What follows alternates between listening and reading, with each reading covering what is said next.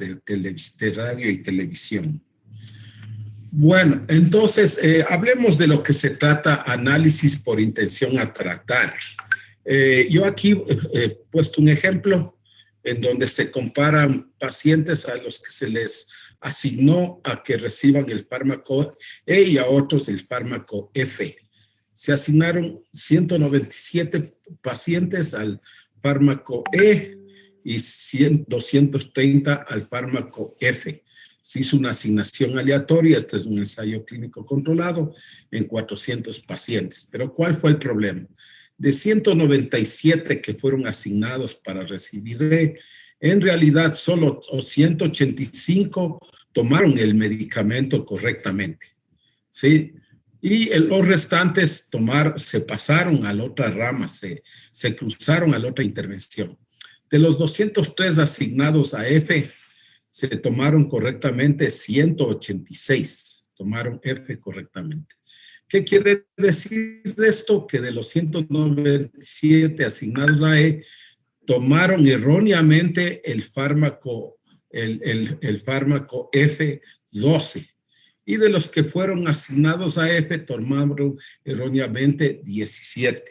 Esto que acabo de presentar aquí, les presento aquí también, ¿no? Tenemos el fármaco E en rojo y el fármaco F en negro. Entonces, al fármaco E ya dijimos que se asignaron 197. ¿Cuántos tomaron correctamente? El E, 185. Tomaron erróneamente el otro medicamento de la otra rama, 12. Total, terminaron tomando el medicamento. Aquí es los que tomaron erróneamente F, ¿no? Sí, así es. 212 terminaron tomando el E, ¿sí? Y el fármaco F se les asignó a 203, tomaron 186, 17 tomaron el medicamento. Aquí me he equivocado, disculpen.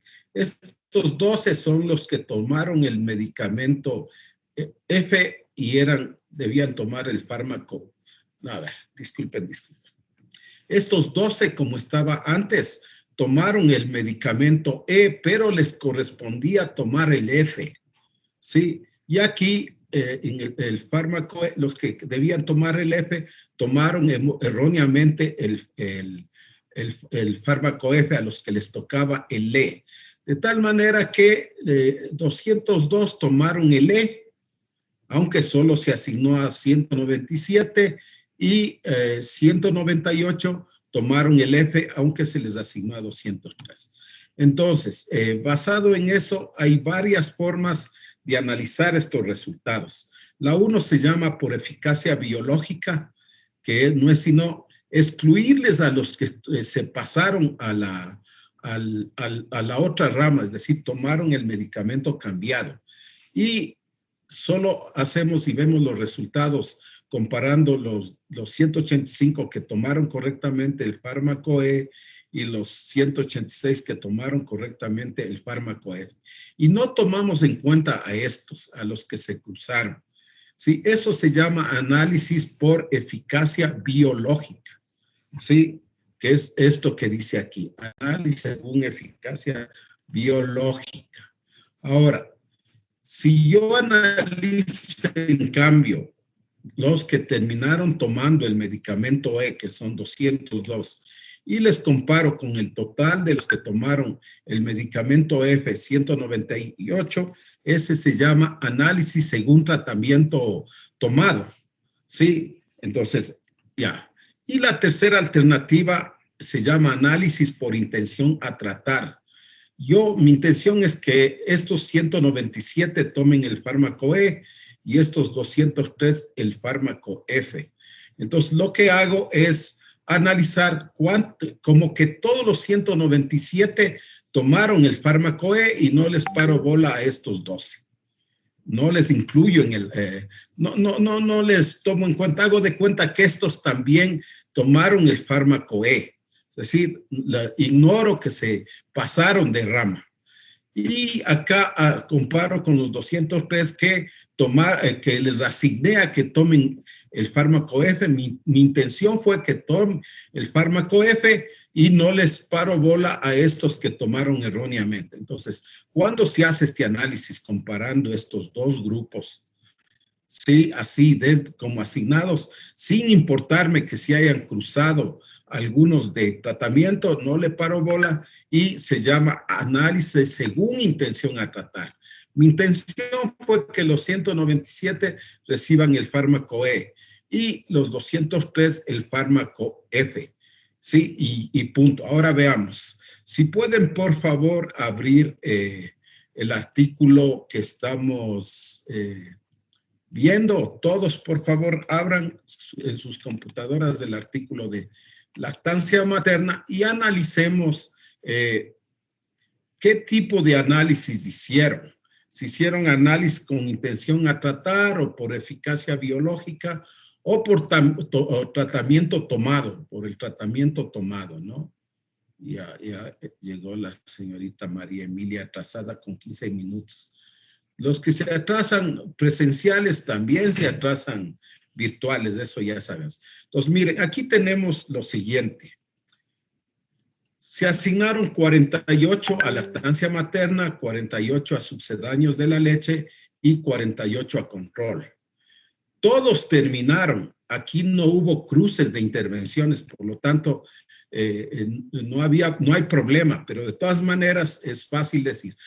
A los que les asignaron a la lactancia materna, todos se analizaron en el mismo grupo. Se tuvieron que eliminar 4, pero esos no porque no terminaron en el mismo grupo, no porque se cruzaron, sino porque no hubo condiciones para medir el efecto, porque las madres les seguían dando el seno mientras estaban llorando. Y eso puede sesgar la medición final. Entonces, aquí se hizo un análisis con intención a tratar. Sí, aunque estos eliminados no es lo mismo que cruzarse de intervención. Todos comenzaron en esta intervención y fueron analizados en esta intervención, aunque se hayan eliminado por razones de sesgos y problemas de medición, se hayan eliminado 4 aquí, 6 acá y 5 acá. Entonces, eso se llama análisis según intención a tratar, que aquí era bien difícil porque es un estudio cortito, de corto tiempo. Era bien difícil que alguno se cruce de intervención, ¿no? Y no se perdieron ninguno, todos terminaron, no hubo pérdidas. Entonces, eso es lo que se llama análisis con intención, por intención a tratar. Entonces, repito, si yo analizo los que tomaron correctamente el E versus los que tomaron correctamente el F, eso se llama análisis por eficacia biológica. Si analizo los que terminaron tomando el E, incluyéndoles a los que se pasaron el F al E, y les comparo con los que terminaron tomando el F, incluyendo a los que se pasaron del E al F, entonces estoy haciendo un análisis por medicamento tomado, por el medicamento utilizado. Y finalmente, lo que es la mejor alternativa, porque con eso evito estos sesgos de cruces y eso ya se ha investigado muchísimo. No parece, pero es así. Hay muchas investigaciones que reflejan que hacer el análisis según intención a tratar es lo más adecuado, que es lo que permite eliminar mejor los sesgos, estos sesgos de seguimiento por cruce de personas o por abandono de personas, ¿no? Entonces, ahí lo que comparo, no me importa que se hayan pasado los del otro grupo, hago de cuenta que no se pasaron y analizo a los 197 en el grupo que les tocó. A esos 12 que se pasaron, no les paro bola, hago de cuenta que no se pasaron, ¿no? Ya, entonces eso es análisis según intención a tratar. Y en algunos textos ustedes van a poder ver con facilidad, sí, van a poder analizar el análisis según intención a tratar, porque a veces en la metodología describen si hubo problemas de cruce de intervenciones y si hicieron análisis según intención a tratar, o analizando el flujograma, ahí va a estar claramente especificado citado si el análisis fue según intención a tratar. Bueno, bien, pregunta 5. Esa era la pregunta 6, creo. Sí, no, era la pregunta 3. ¿Fueron adecuadamente considerados hasta el final del estudio todos los pacientes que entraron en él? Y aquí hablamos del análisis con intención a tratar como parte de este análisis. Bueno, ahora veamos. Pregunta 5. ¿Fueron similares los grupos al comienzo del ensayo en términos de otros factores que pudieran tener efectos sobre el resultado, edad, sexo, etcétera?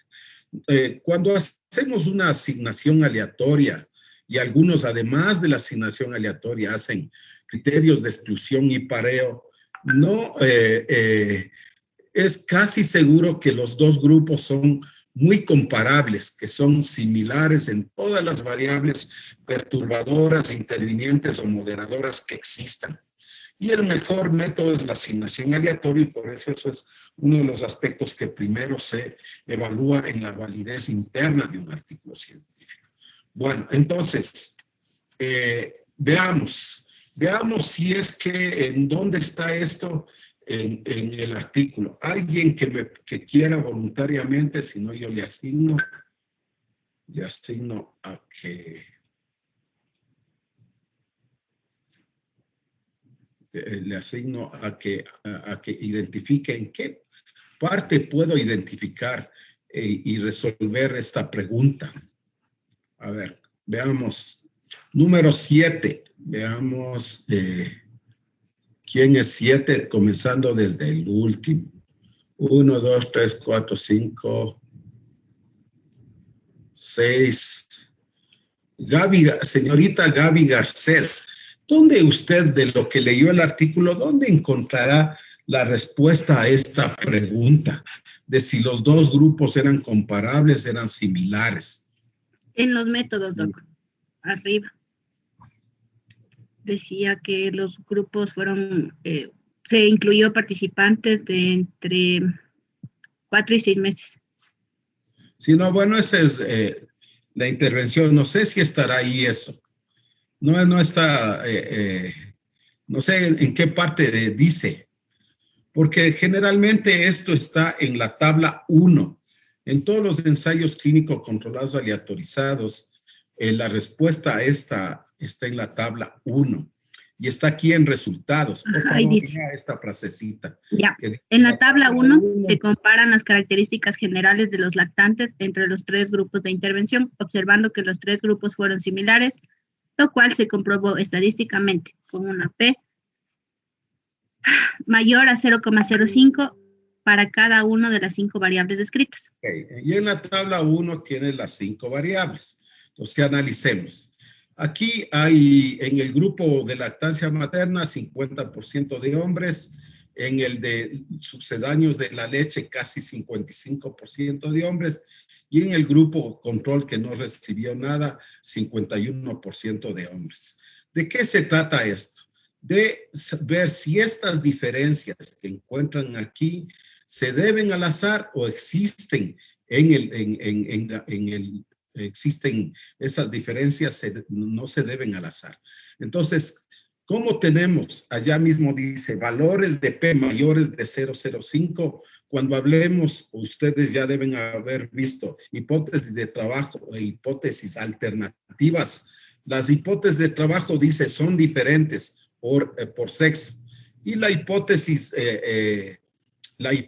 nula dice no son diferentes, son similares, son iguales. En este caso, a pesar de estas pequeñas diferencias, ¿qué quiere decir? Que estas diferencias se deben al azar. No existen en el universo y por lo tanto los grupos son similares por sexo. Su distribución por sexo es similar. En edad no es difícil porque tienen los mismos resultados todos. Pero en peso sí hay una pequeña diferencia.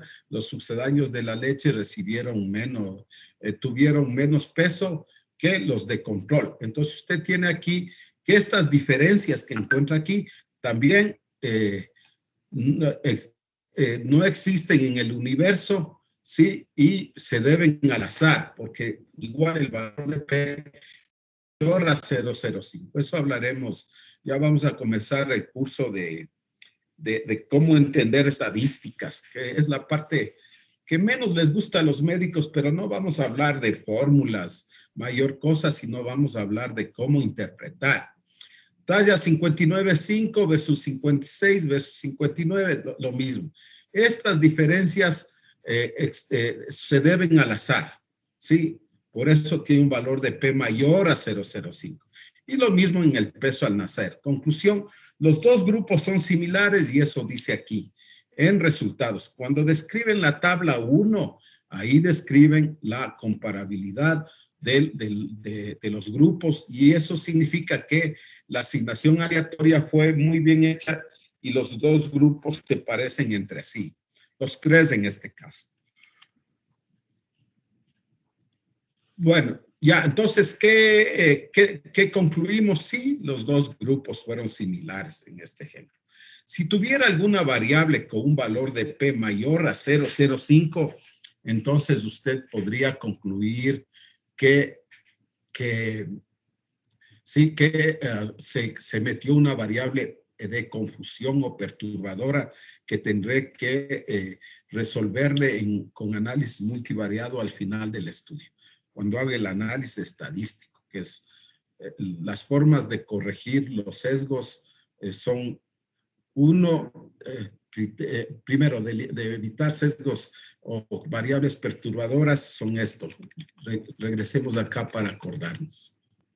Ya. Primero, criterios de inclusión. El más importante, asignación aleatoria, criterios de inclusión y exclusión, pareo, tener un protocolo que evite pérdidas de personas en la observación, hacer análisis con intención a tratar, y si haciendo todo esto, los grupos terminan sin ser comparables o no son similares, lo que quiere decir que hay diferencias por alguna variable, excepto la intervención, ¿no? Y el resultado que se esté evaluando, ¿qué hago? Se hace un análisis estadístico que se llama análisis multivariado. Ya. Eso es lo que tendría que decirles sobre esto. Entonces, ya resolvimos la pregunta 5. Ya. Bueno, ahora hablemos de sesgos de medición. Ya hemos visto sesgos de selección, variables de confusión. Recuerden que la validez interna son evaluar los sesgos de selección, los sesgos de medición y las variables de confusión. Ahora nos toca hablar de los sesgos de medición. ¿Cuándo se producen? Cuando la medición de la enfermedad o de la exposición son inexactas. No miden correctamente lo que deben medir. Y eso puede producirse por algunas razones. Por ejemplo, por la falta de ceguera de los pacientes y los investigadores. ¿Qué pasa? ¿Cuál es el problema? Siempre el asunto psicológico influye mucho en la curación. Si una persona sabe que está recibiendo el medicamento nuevo, el medicamento nuevo que se está probando, puede tener una sensación de mejoría más allá de la que en realidad tiene, ¿no? Entonces, eso sesga el resultado. Lo mismo pasa con los que reciben el placebo. Si perciben que recibieron el placebo, van a tener una sensación de no mejoría si son enfermos. Sí, eso en las vacunas es bastante fácil también de evitar esto, porque en el caso de si hacen doble ciego, evitando que primero los pacientes no sepan qué medicamento cuál de los medicamentos estén recibiendo. Hay una cosa que se llama, ya vamos a hablar, enmascaramiento. Los medicamentos deben ser iguales, similares en lo posible. Por ejemplo, ¿qué hicieron todos los que están haciendo los estudios de tercera fase? Lo que hicieron es comparar la vacuna, por ejemplo, los cubanos están comparando la vacuna para el coronavirus versus la vacuna para la meningitis. Son dos vacunas, la una antibacteriana y la otra antiviral. Por lo tanto, de alguna manera, inclusive los pacientes con placebo pueden sentirse mejor y tener respuestas inmunitarias no específicas, pero podrían. Entonces, para evitar estos la influencia de la psicología, la afectividad en los resultados finales, en el efecto final que se quiere evaluar, lo que se hace es que ninguno, ni el equipo de investigadores, ni los pacientes sepan qué están recibiendo. Si están recibiendo el medicamento nuevo o del grupo experimental, o si están recibiendo el medicamento estándar. Sí, entonces eso hicieron, ya terminaron, más o menos están terminando 6 vacunas, los estudios de tercera fase, que son ensayos clínicos controlados, aleatorizados, dobles ciegos. Sí, bueno, la segunda cosa importante para evitar los sesgos es estandarizar y validar los procedimientos. Comenzando por los equipos. Si tengo un tensiómetro y voy a evaluar presión arterial, el tensiómetro tiene que ser normalizado. Tengo que llevarle al INEM a que le normalicen y de mediciones correctas. Porque después de mucho tiempo de uso, inclusive poco tiempo, los tensiómetros, sobre todo los anaeroides, se alteran en las mediciones, ¿no? En Esmeraldas, hace años se hizo un estudio sobre los tensiómetros, se encontró que la mayoría medían 5 hasta 10 milímetros menos. Y en una población de alta prevalencia de hipertensión, como es la población afro, eso es un problema que sesga cualquier estudio, ¿no? Entonces, equipos, balanzas, tensiómetros, termómetros, cualquier equipo que utilicen o cualquier instrumento. Cuando hablamos de instrumento, hablamos también de las encuestas, por ejemplo, o los signos, síntomas están ahí incluidos, ¿no? Entonces, yo necesito aplicar, por ejemplo, cuando uso escalas o uso criterios clínicos con alto poder de confirmación y alto poder de exclusión. Lo más preciso, lo más exactos en medición del problema que estoy evaluando, sobre todo cuando estoy evaluando enfermedad, ¿no? Y finalmente, la estandarización entre observadores. Este es uno de los problemas que más sesgos introduce. Si yo tengo personas poco capacitadas, poco entrenadas, pueden darme mediciones inadecuadas. Por ejemplo, en malaria, que es operador dependiente, igual en neumología o en imagenología, ¿no? Que son operadores dependientes. Si yo pongo a alguien con muy poca experticia o experiencia para evaluar algo, voy a tener sesgos, ¿no? Voy a hacer mediciones sesgadas o mediciones erróneas. ¿Cómo se corrige esto? Se corrige capacitando a los evaluadores, a los observadores.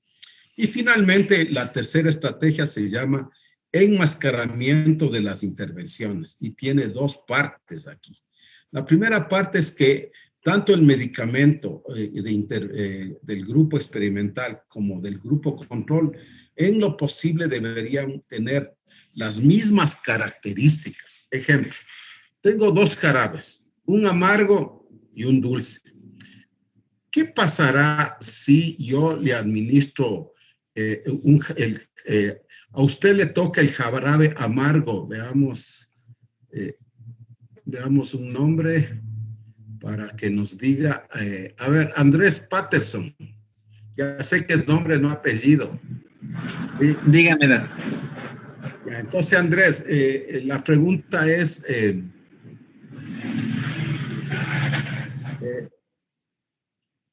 si a usted le tocaría un medicamento, un jarabe amargo, un estudio, ¿qué pensaría? ¿Que está recibiendo el medicamento o el placebo?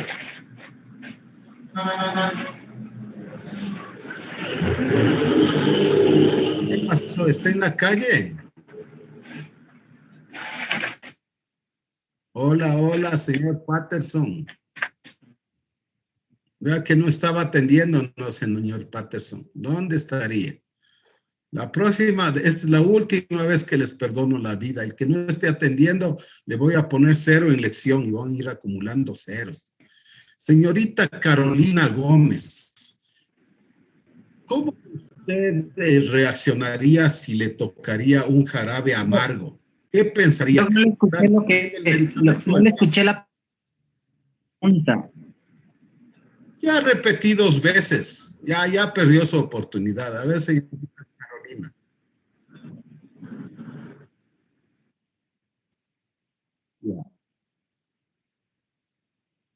Ya. Entonces, ¿puede eso influir y sesgar el estudio? Sí, porque las sensaciones que usted tiene psicológicas, el estado de ánimo, sí influye, las endorfinas y todo eso influyen en el final del estudio. Por eso es que aunque le den placebo, hay mucha gente que mejora, menos que con el medicamento, pero mejoran con los placebos, ¿no? ¿No es cierto? Sí, eso pasa. Entonces, ese es el problema. Entonces, ¿cómo evito este sesgo del tipo de medicamento que estoy usando? En lo posible, tanto el medicamento como el placebo o el otro medicamento deben ser exactamente iguales. La misma presentación, el mismo sabor, el mismo olor, el mismo color. Solo deben diferenciarse por un rótulo que diga medicamento A, medicamento B y nada más. Eso es todo, de tal manera que no se dé este sesgo. Esa es la primera parte del enmascaramiento. Y la segunda es que se apliquen las intervenciones o se den los medicamentos, se administren los medicamentos exactamente igual a un grupo que al otro. Doy un ejemplo.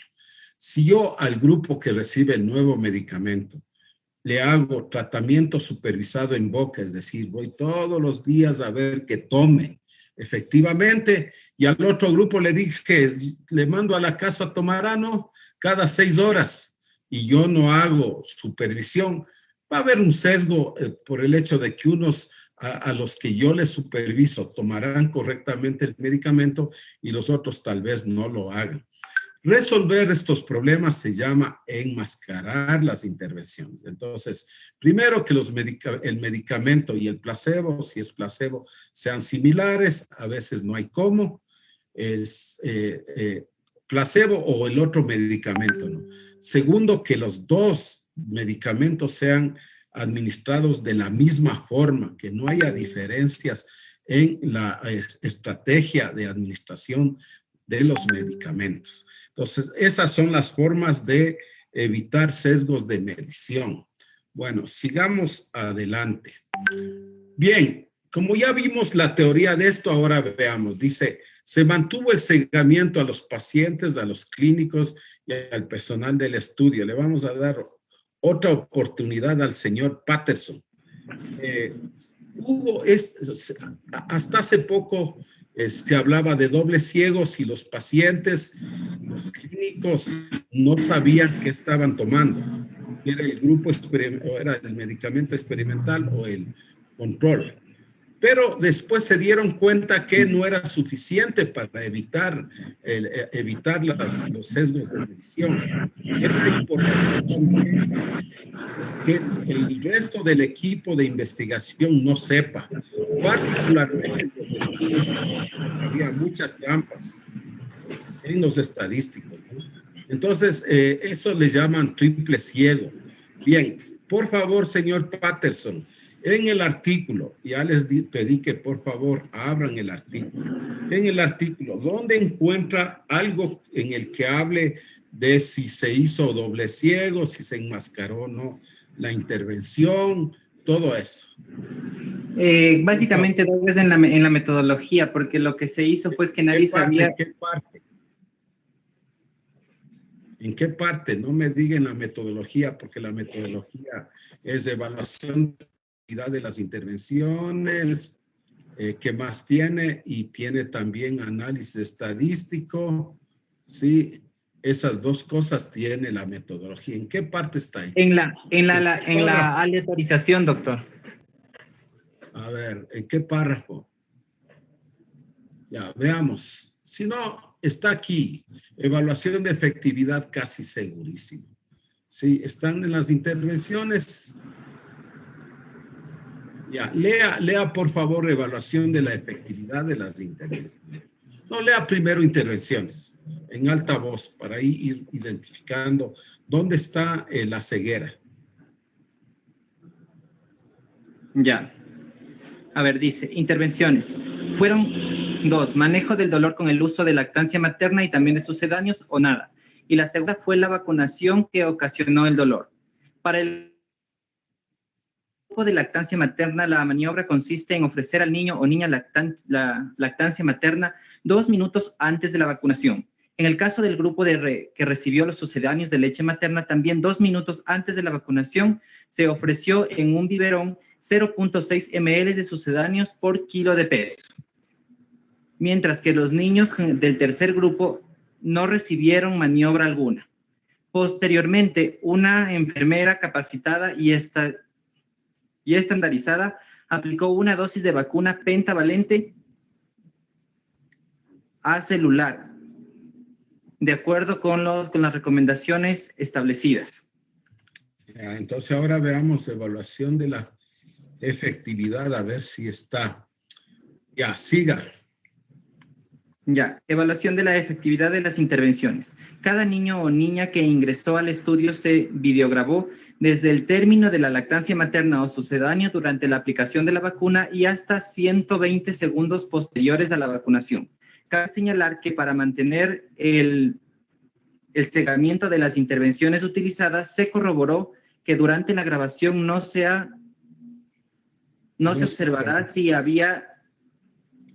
se había recibido la lactancia materna o el sucedáneo.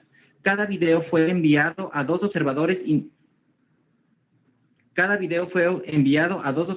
independientes. Uno de ellos, de MAC, cuantificó el tiempo de llanto desde la aplicación de la vacuna hasta el término del llanto. La duración del llanto se clasificó con la duración del primer llanto, vibraciones vocales armónicas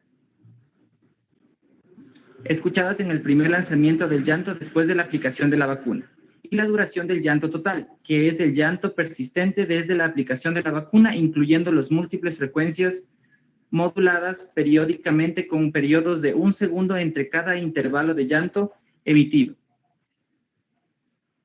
Yeah. Cuando el intervalo entre cada llanto fue mayor a 2 segundos, se consideró finalizado el llanto. Bueno, sigamos. Por otra parte, el otro observador calificó la intensidad del dolor con la escala del Hospital Universitario Pediátrico de Wisconsin, inmediatamente tras la vacunación y posteriormente a los 30, 60, 90 y 120 segundos. Antes del inicio del estudio, ambos observadores fueron estandarizados. La escala del dolor del Hospital Universitario Pediátrico de Wisconsin está validada por los pacientes menores de 3 años de edad. Ok, ¿dónde ahora quiero que responda? ¿Este estudio fue simple ciego, doble ciego o triple ciego? Triple ciego. ¿Dónde dice que es triple ciego? Solo piense a ver, verá. ¿Puede usted hacer que los niños no se den cuenta, los que reciben seno materno versus los que reciben biberón, aunque sean niños pequeños? ¿Cree que no se van a percibir que es diferente el seno del biberón?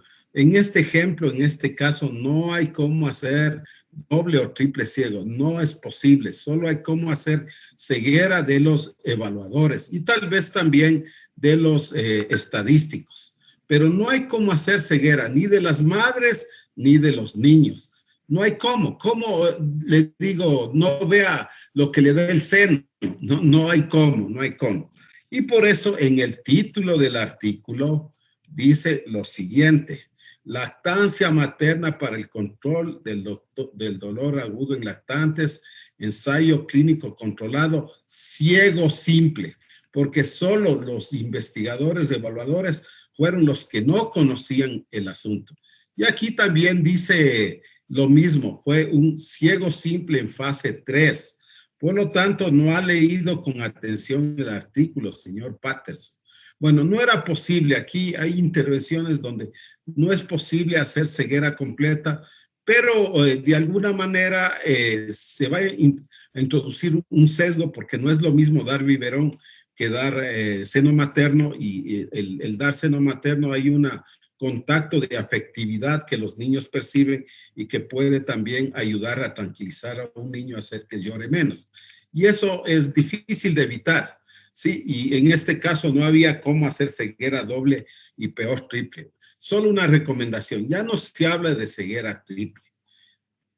O es ceguera de los pacientes o cegueras de todo el equipo de investigación que incluye los médicos evaluadores, que son los médicos clínicos, y también personal del estudio que participa en el estudio, que a veces cumplen varios roles, asignar, etcétera, ¿no? Ahí llevar las cartas a los pacientes, qué sé yo. Entonces, si decimos doble ciego, ya es suficiente. Entonces, en este no se podía hacer ensegamiento a los pacientes.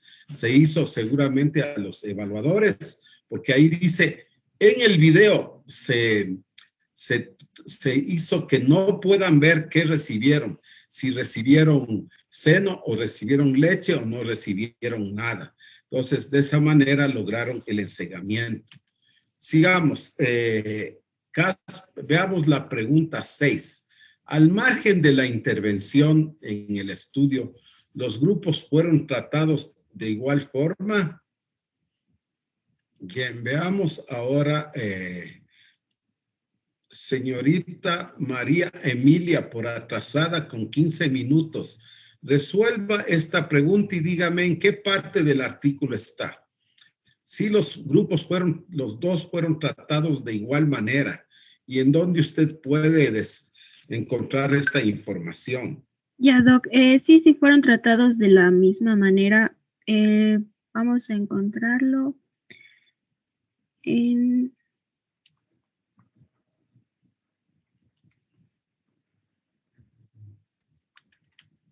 ¿Dónde? Sí, yo lo estoy viendo, Doc. En lo que acabo de leer su compañero. Aquí dice, en caso el grupo recibió también 2 minutos antes de la vacunación, todos fueron administrados 2 minutos antes de la vacunación, ¿sí? A los unos lactancia materna, los otros leche maternizada, ¿sí? Y la misma cantidad, el biberón de 0,6 CSL, mientras que los niños no recibieron nada. Posteriormente, una enfermedad aplicó una dosis de vacuna pentavalente acelular de acuerdo a las recomendaciones. Ya, entonces aquí ese frasecita nomás es lo único que asegura que sí, los niños fueron tratados de igual manera, obviamente con las diferencias que aquí hay en la intervención que no se pueden enmascarar. Aquí no hay cómo enmascarar intervenciones. Y esta pregunta se refiere a si hubo o no enmascaramiento, si el grupo experimental y el placebo tenían iguales características, y en segundo lugar, si se aplicó la intervención de la misma manera. En este caso, se aplicó todos los procedimientos de la misma manera, excepto que no había cómo, por el estudio mismo, diferenciar entre seno materno y leche maternizada y nada, ahí no hay cómo. Entonces sí, pero en términos generales respondemos que los grupos fueron tratados de igual modo, excepto porque las intervenciones no podían ser enmascaradas, no era posible. Sí, eso nada más, y esa es una limitación de este estudio, ¿no? Así como la ceguera. Bueno, vamos ahora a hablar de la evaluación de la validez externa. ¿Cuáles son los resultados? La magnitud o tamaño del efecto muy fuerte, moderado, débil, la precisión o amplitud del intervalo de confianza, los valores P, si son o no significativos, ¿sí? A eso se refiere la precisión. Y la representación gráfica. Bueno, para resolver esta pregunta, que se traduce en la pregunta 7, es muy grande el efecto del tratamiento. Primero, respondamos, ¿qué desenlaces se midieron? Y los desenlaces medidos son los del protocolo y qué resultados obtuvieron, ¿no? Si la diferencia entre uno y otro es grande. ¿En dónde puedo encontrar para analizar si la diferencia de efecto entre uno y otro grupo existió o no existió, terminaron sin diferencias y qué desenlaces midieron? Bueno, les voy a dar 15 minutos de tiempo para que por favor lean el... ¿Cómo? Ah, solo 1 hora. Y estamos en... ¿Y por qué ahora solo 1 hora? Déjeme ver. Sí, Doc, porque tenemos endocrino. Sí le dijimos. Sí, pero a ver, veamos, ustedes deben tener 4 horas, ¿no? Sí, Ya. Doc. Yo A ver, sí veamos, yo tengo mal registrado entonces, sí. A ver, ya definamos bien lo que nos falta. Sí, bien, esa es 1 hora. ¿Y dónde está la otra hora? yo le había escrito a su WhatsApp, a ver si ¿Cuál? podía. Dígame y ahorita El martes de 2 a 1.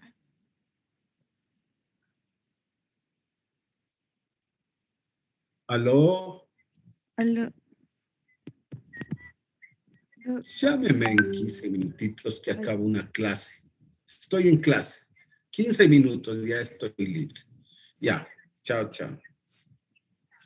Bueno, a ver, veamos. ¿Dónde está el lunes si no tienen ninguna el lunes? Son de las 2 hasta las 4. Ah, recién estamos en las 2, no, disculpen, tienen razón, 2, 3, 4. Ya, bueno, Sí. entonces, les voy a poner ahorita una clase YouTube sobre diferencia de medias. ¿Qué es la que se utiliza en este artículo, no? Entonces, déjenme ver si encuentro una presentación que tengo sobre análisis para hacer la introducción de general de cómo evaluar la eficacia de medicamentos. Entonces, déjenme entrar y hago solo la introducción y después les pongo una clase de diferencia de medias, porque todo lo que es riesgo relativo, ratio, están en los módulos de ECAS, en esos módulos que ya están puestos, ¿no? Bueno, veamos. Escritorio. Uy, no me deja.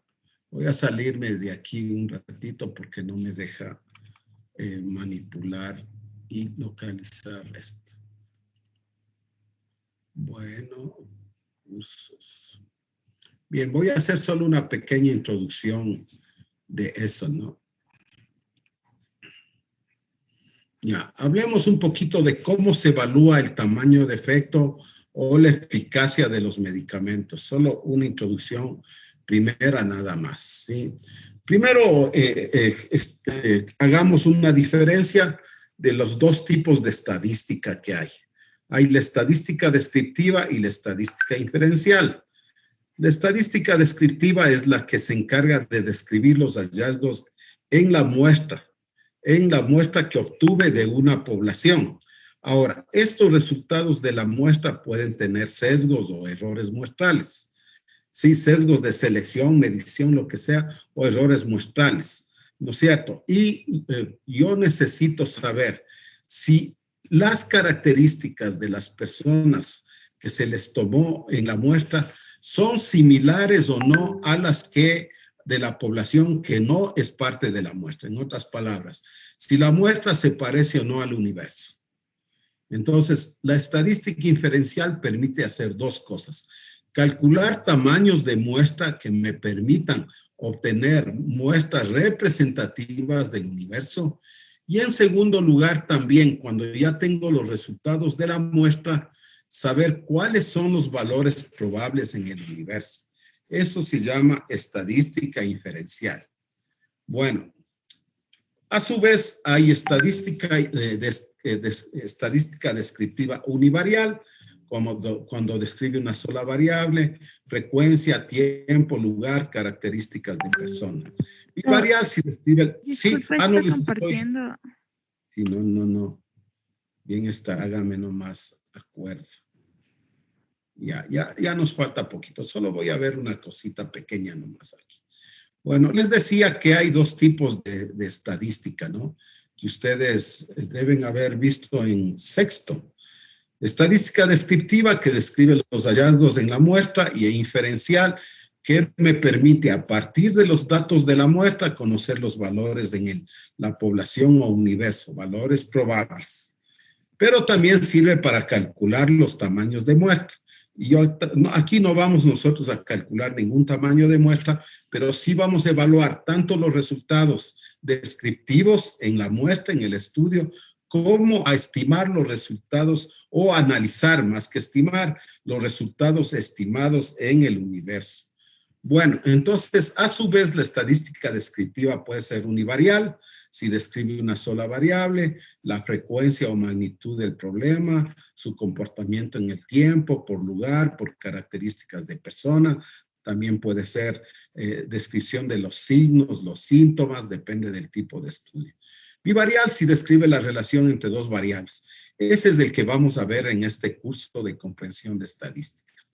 Y multivarial si describe la relación de dos o más variables dependientes o independientes. Eso vamos a hablar muy poco, solo para que cuando lean un artículo sepan que han hecho un análisis multivarial y sepan cómo interpretarlo. Ok, entonces, no voy a hablar del análisis univarial porque eso ustedes ya vieron. Las variables cualitativas se describen con razones, proporciones o porcentajes y tasas, ¿sí? Y las variables cuantitativas se describen con media aritmética y desviación estándar y las curvas normales, ¿no? Y las no normales como mediana y rango intercuartílico. Eso ustedes ya vieron el semestre pasado, solo les estoy haciendo acuerdo. En el curso opcional de comprensión de estadísticas, ustedes voy a dar ya la clase formal, ¿no? De esto. Pero bueno, lo que me interesa es hablar de análisis bivarial, que es el que permite estimar el tamaño de efecto. Veamos. El tipo de medidas estadísticas que yo puedo usar depende del tipo de variables que esté cruzando. Si la variable independiente es quali y la dependiente es quali, se usan todos estos: riesgo relativo, razón de Monnius llamado también odds ratio, reducción del riesgo relativo, fracción etiológica, número necesario a tratar. Si la variable independiente es cualitativa y la dependiente es cuantitativa, ahí voy a usar diferencia de medias o diferencia de medianas, o una medida más compleja que se llama cambio de medias. Esta es la que vamos a ver primero en este curso, ¿no? El cambio de la diferencia de medias para poder evaluar el artículo. Y después tenemos, si las dos son cuantitativas, lo que hacemos es una regresión y calculamos el coeficiente de correlación R y el coeficiente de regresión beta. Y el coeficiente alfa o intersección de Y.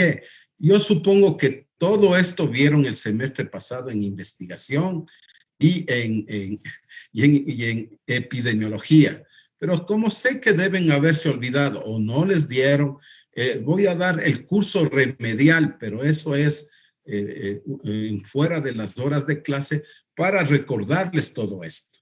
Y en clase voy a hacer solo énfasis de cómo evaluar. Entonces, para la próxima clase, por favor, ver todos los videos de ensayos clínicos y uno adicional que les voy a poner de cómo evaluar las diferencias de medias. Sí, y les voy a poner también un pequeño texto a que lean sobre diferencia de medias.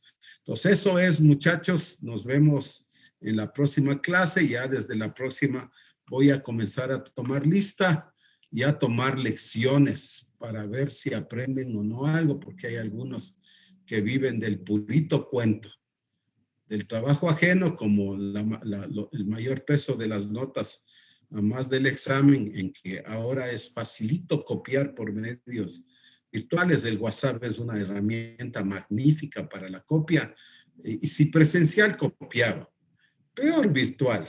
Bueno, yo tengo mis trucos para evitar que copien y así me copian.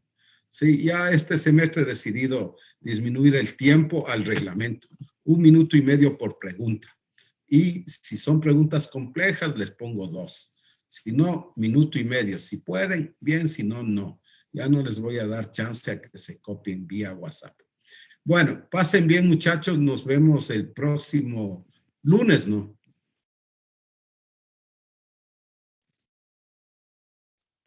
Todo lo que es MB, los 2 módulos y esta clase de diferencia de medias que les voy a poner ahora este mismo rato. Ya.